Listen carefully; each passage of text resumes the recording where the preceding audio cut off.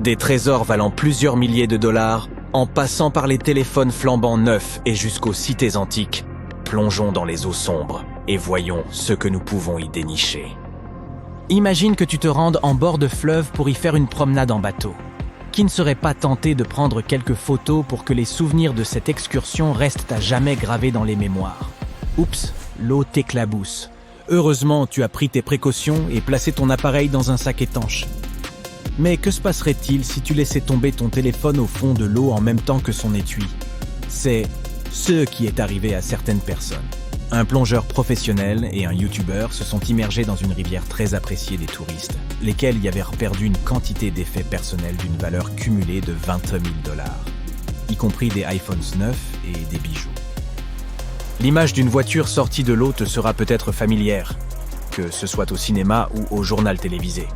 Il arrive également que de grands cargos coulent et que les camions qui s'y trouvent soient emportés. C'est ce qui s'est passé avec l'épave du Thistlegorm, qui a sombré en 1941 en mer Rouge. Et ces camions Bedford se trouvèrent justement à l'intérieur. Tu veux voir quelque chose de plus précieux comme un véritable trésor? Ce cargo britannique transportait une lourde cargaison de lingots d'argent, sauf que le navire a coulé. Les chercheurs de trésors savaient depuis longtemps qu'il se trouvait une fortune à son bord. Et on a recherché cette épave depuis les années 1940. L'équipe d'Odyssey Marine a eu de la chance. Ce sont eux qui en ont fait la découverte en 2011. Le trésor se trouvait à plus de 4000 mètres sous la surface et le navire transportait plus de 110 tonnes de lingots d'argent. C'est un sacré magot. L'équipe de l'Odyssée a pu conserver 80% du trésor et en a cédé 20% au trésor de la couronne britannique. Bien entendu, le navire contenait d'autres effets, comme des lettres, des théières et des draps de soie. On peut les admirer dans l'exposition Voice from the Deep au Postal Museum. Que dirais-tu d'un peu d'art sous-marin? Eh bien, te voilà servi. Voici les statues Moai de Polynésie. Celles-ci ont été découvertes dans plusieurs régions du monde. Par exemple, l'île de Pâques regorge de statues de différentes tailles, mais on en trouve également à Cancun, Isla Mujeres et Punta Nizuc au Mexique. Admirer sous l'eau des statues au corps entier et datant de plusieurs millénaires serait probablement une expérience unique en son genre. Les pièces d'or sont également des objets populaires que l'on retrouve dans les épaves. De nombreux plongeurs tombent sur des pièces qui valent une coquette somme d'argent. Mais un plongeur de Floride a véritablement touché le jackpot. En 2015, il est tombé sur un trésor d'une valeur de près d'1 million $. Il y en avait là pour 51 pièces d'or, 12 mètres de chaînes en or ouvragées, ainsi qu'une pièce de monnaie rare frappée pour le roi d'Espagne, Philippe V. Ils étaient autrefois terribles et redoutés, et ils ont toujours l'air effrayants en soi. On veut bien sûr parler des bateaux pirates. Une épave de bateau pirate datant du XVIIIe siècle a été déterrée au large des côtes colombiennes en 2015. Le trésor qui s'y trouvait valait de 4 à 17 milliards $. Il contenait des pierres précieuses, de l'or et de nombreux autres objets. La suivante est une ville sous-marine. Néapolis est une cité qui fut jadis emportée par un tsunami. Elle fut érigée le long de la côte nord africaine, il y a près de 1700 ans. Des plongeurs ont découvert les vestiges de cette ville sous-marine en 2017. Les chercheurs y ont également découvert des colonnes romaines ainsi que des objets du quotidien et toutes sortes d'outils. Remontons jusqu'en 1503. L'explorateur portugais Vasco de Gama affrontait une tempête lorsqu'il perdit son navire, l'Esmeralda. Celui-ci a été découvert en 1998, mais il aura fallu attendre plus d'une décennie pour qu'il soit fouillé. Les archéologues y ont retrouvé des outils de navigation. Ceux-ci n'ont peut-être pas la même valeur que l'or espagnol, mais ce sont des trésors historiques. À Amsterdam, on repêche des vélos dans les canaux. Un tiers des Amsteloddamois actifs se rendent au travail à vélo. Les autres utilisent leur bicyclette pour un tas d'autres raisons, comme faire de l'exercice ou même 16 courses. On compte donc plus de bécanes à Amsterdam que de résidents permanents. Malheureusement, de nombreux vélos et même quelques voitures finissent dans les canaux de la ville. Le fait qu'Amsterdam compte 165 canaux, pour une longueur cumulée de près de 100 km, ne facilite pas la tâche des autorités. Il est évident que les propriétaires ne jettent pas leurs propres vélos à l'eau. Ceux-ci peuvent se retrouver dans les canaux des suites de vents violents, d'actes de vandalisme, de vol ou par simple accident. Chaque année, les autorités repêchent entre 12 000 et 15 000 bicyclettes. La suivante est une autre ville perdue. Héraclion était la porte de l'Égypte ancienne vers la Méditerranée. Elle fut d'abord submergée, puis enfouie dans les sables. Cette cité était particulièrement renommée.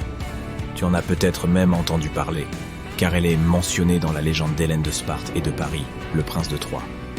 Comment cette cité antique a-t-elle été découverte? Au début des années 2000, une équipe de plongeurs a trouvé un énorme fragment de roche sur le fond marin et l'a remonté sur la terre ferme. Il s'est avéré qu'il s'agissait d'un morceau de la statue du dieu Hapi, la personnification du Nil chez les anciens Égyptiens. L'équipe a poursuivi ses recherches et a retrouvé 6 autres morceaux. Autour d'eux se trouvaient également des ruines de temples, des fragments de poterie, des bijoux, des pièces de monnaie, des lampes à huile, etc. L'Underwater Sculpture Park de Grenade est le premier parc de sculpture sous-marine au monde. Pourquoi ce parc est-il si spécial, outre le fait qu'il baigne dans les eaux somptueuses des Caraïbes? Il est possible de l'admirer en faisant de la plongée avec masque et tuba ou de la plongée sous-marine. Les sculptures se trouvent à une profondeur de 3 à 5 mètres sous l'eau. Ce sont l'atmosphère et l'expérience elle-même qui rendent le parc si spécial. Ces sculptures sont faites de béton et d'acier. Certaines d'entre elles pèsent jusqu'à 15 tonnes et elles sont recouvertes de créatures sous-marines.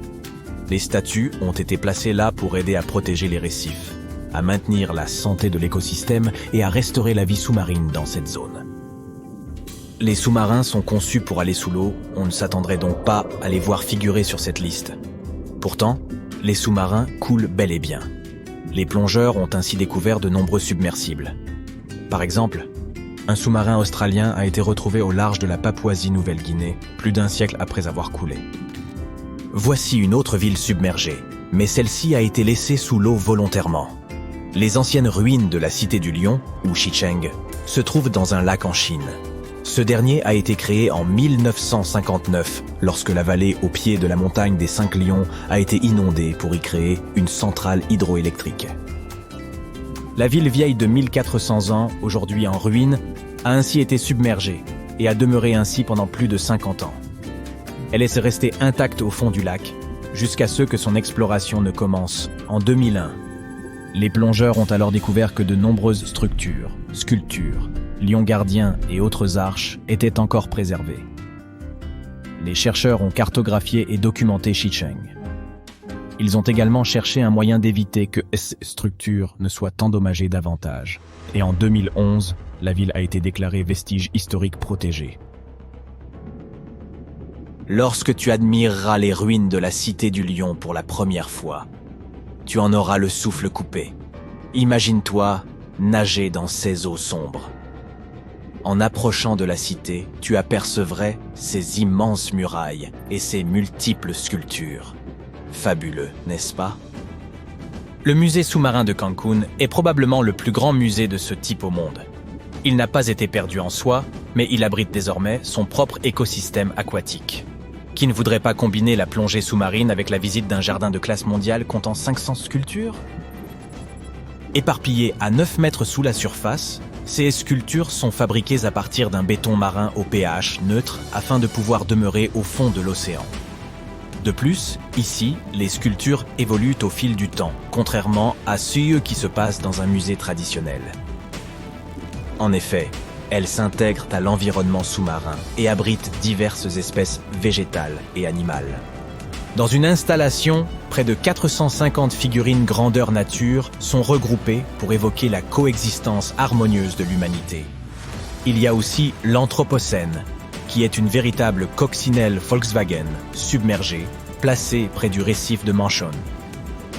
Ok, ça c'est une méduse géante, et on voulait que tu la vois. Cette créature est connue sous le nom de méduse à crinière de lion, et c'est la plus grande espèce de méduse connue. As-tu déjà découvert quelque chose d'intéressant dans l'eau ?